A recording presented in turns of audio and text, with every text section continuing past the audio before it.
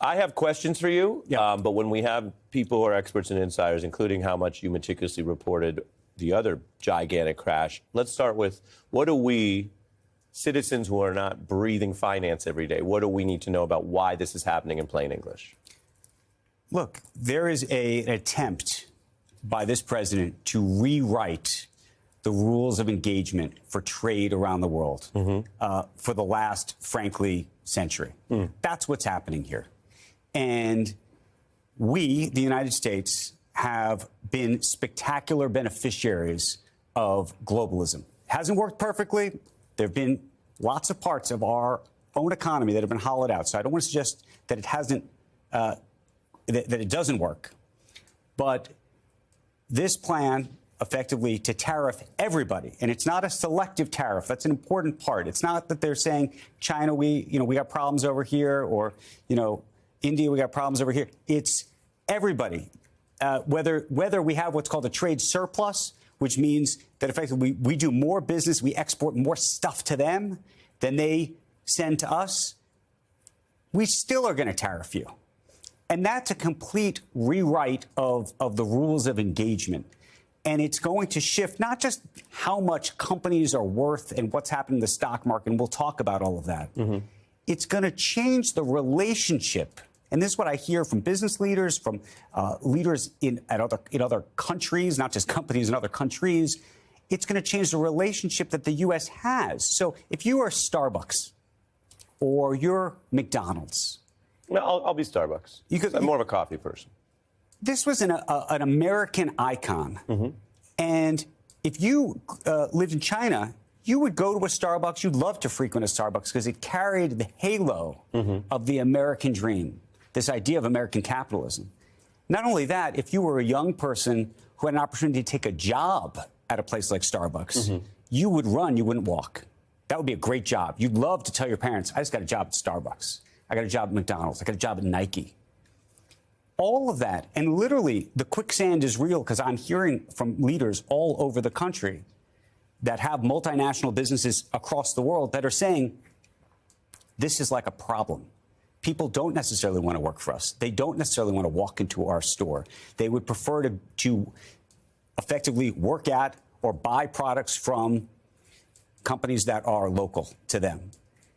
That is called both protectionism, but is also a restructuring of just the entire system and in terms of what we have been able to benefit from. Just to give one little history lesson about what's happening here with tariffs. You go back to 1930. There were tariffs in 1930. It's called Smoot-Hawley, signed by Hoover. 12 months after Smoot-Hawley was approved, global trade around the world was down by 60%. 60%. So if history is a guide as to what happens, right, that's what we're talking about. Yeah, and you put that starkly. The president's side has said no pain, no gain. But the charts show no gain. So right now, it's not, I want to keep it simple. Yeah. It's not no pain, no gain. It's pain. It's pain. No gain. And so we have 100 days, very rough barometer. But in fairness to Trump, we can show you the first Trump is the light red. You've seen this. Biden and Obama, Biden was held accountable for many things, including inflation, which was a problem. But by this measure, with the rising recession risk, no gain, loss, is it going to get worse?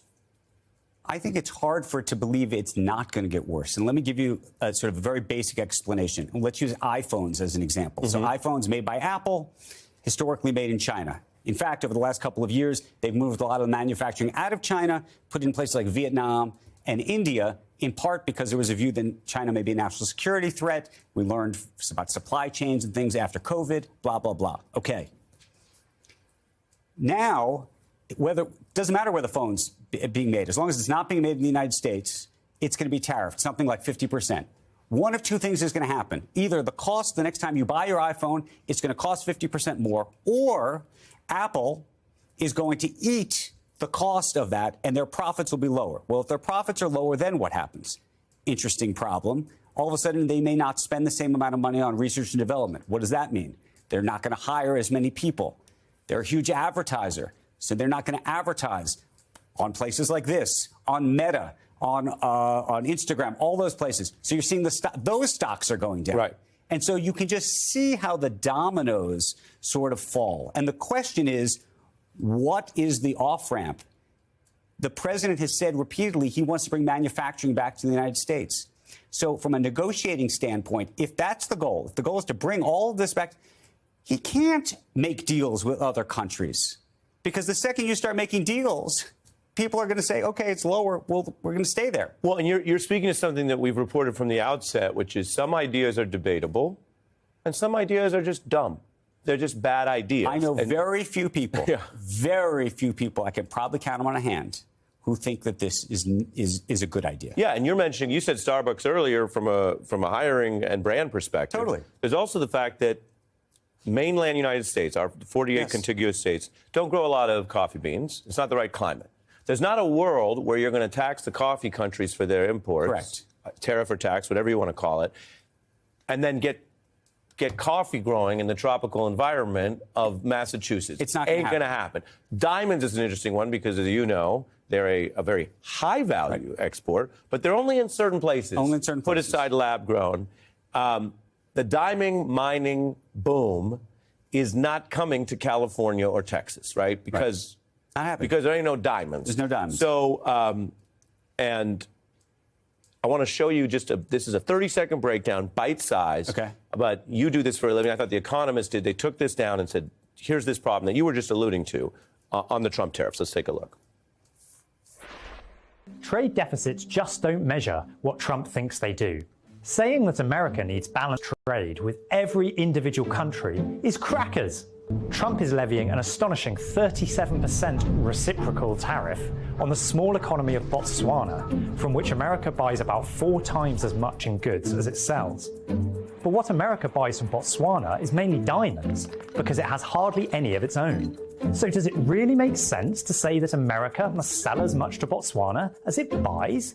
It's like saying that when you go to the jeweler to buy an engagement ring, they must buy from you. Fair? It's perfectly clear, and it's a perfect problem. And the question is, at this point, what happens next? Because what's really happening now is a grand negotiation, or not, but it's a game of chicken. It's a game of chicken. So the president is out here saying, okay, we're going to put these tariffs on. And both the CEOs of the world are saying, well, should I bring back my manufacturing to the United States? Maybe, maybe not.